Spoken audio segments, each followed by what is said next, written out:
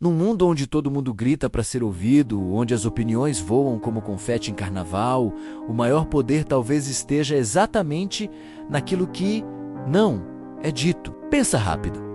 Você já se sentiu na obrigação de responder na hora? De dizer sim quando na verdade era talvez? Ou de preencher aquele silêncio constrangedor com qualquer coisa só para depois se arrepender amargamente? Pois é. A maior figura de poder da história da França, Luís XIV, o famoso Rei Sol, construiu o império inteiro fazendo exatamente o oposto. Ele dominava uma corte cheia de ambição, intriga e traição, com uma única enigmática e repetida resposta para quase tudo: eu vou ver. Hoje vamos mergulhar fundo nessa tática genial, imortalizada como a quarta lei do poder por Robert Greene. Diga sempre menos do que o necessário. Mais importante, vamos ver como esse silêncio calculado ainda funciona hoje, menos no trabalho, nas negociações, na vida pessoal, para quem sabe usar. Imagine a corte de Versalhes no século XVII, não como um conto de fadas cheio de bailes ilustres.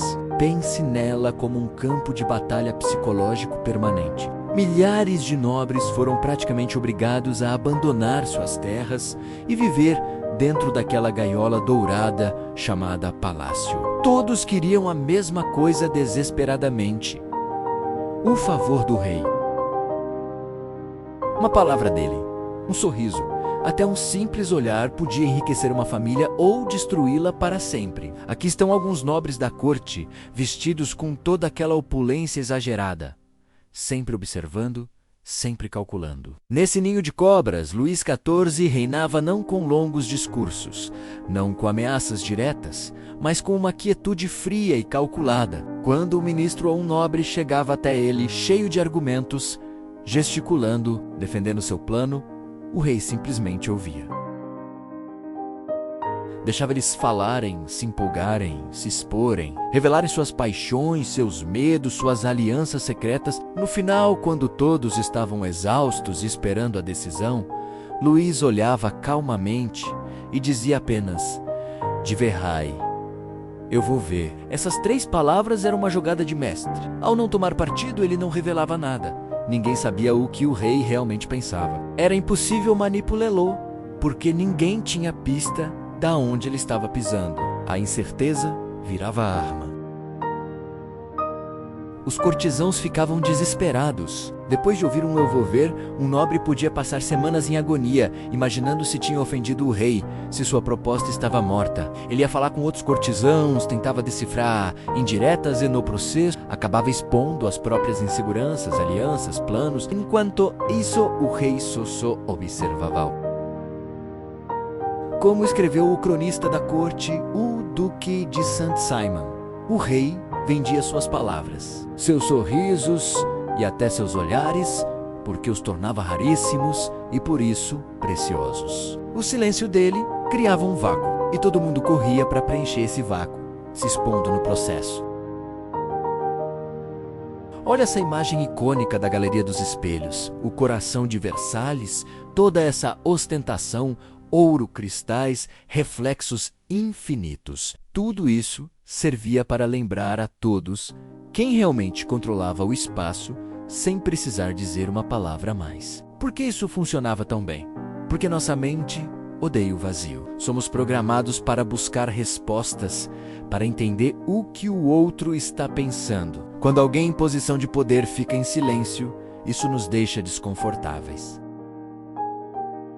Começamos a teorizar, a imaginar, a ficar ansiosos. Quem fala demais parece ansioso, carente de aprovação. Quem fica calmo escuta e responde pouco. Passa impressão de controle absoluto, de confiança inabalável. O poder dessa pessoa parece maior justamente porque ninguém sabe seus limites. Além disso, o silêncio força os outros a se revelarem.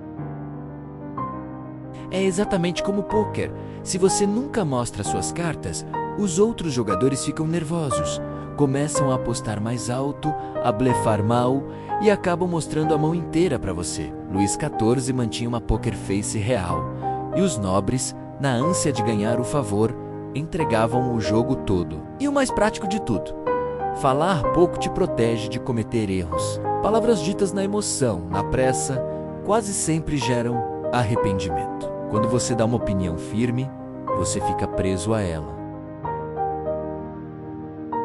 Ao se manter vago, você mantém todas as opções abertas. Pode mudar de ideia sem parecer fraco, porque nunca prometeu nada de concreto. Agora, para deixar ainda mais claro o custo de falar demais, vamos olhar o lado oposto da moeda. A história está cheia de gente poderosa que caiu exatamente por não conseguir ficar de boca fechada. Um caso clássico aconteceu na Rússia em 1826 com Kondrat Rylevy, um dos líderes da revolta decembrista contra o czar Nicolau, e a rebelião fracassou.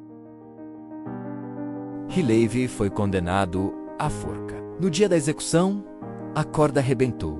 Ele caiu vivo no chão. Na época, isso era visto como sinal divino. Menos normalmente, o prisioneiro era perdoado. Rylevy, em vez de ficar quieto e agradecer a sorte, levantou e gritou para a multidão. Vejam só, na Rússia nem sabem enforcar alguém direito. Quando a notícia chegou ao czar, que já estava assinando o perdão, ele perguntou calmamente. Ele disse alguma coisa depois disso? O mensageiro confirmou a frase. O czar rasgou o papel e disse: nesse caso, vamos provar o contrário. No dia seguinte, Rylevy foi enforcado de novo. Dessa vez, a corda segurou. Uma única frase arrogante custou sua vida. Outro exemplo vem da Roma antiga. O general Coriolano, um herói de guerra admirado pelo povo. Quando decidiu entrar na política e se candidatar a um alto cargo, em vez de pedir votos com humildade, ele foi ao Fórum Romano e passou o tempo todo se gabando das próprias vitórias, dizendo como merecia o poder. Falou tanto, com tanta arrogância, que o povo, que antes o idolatrava menos, se revoltou. Viram um homem que não queria servir, mas dominar. Sua boca grande transformou a admiração em ódio. Ele perdeu a eleição, que era praticamente garantida, e acabou exilado. Esses casos mostram: palavras podem construir reputação, mas também podem destruí-la em segundos. E a boa notícia? Essa lei não ficou presa no século XVII, ela funciona hoje, exatamente da mesma forma. Pense numa negociação de salário.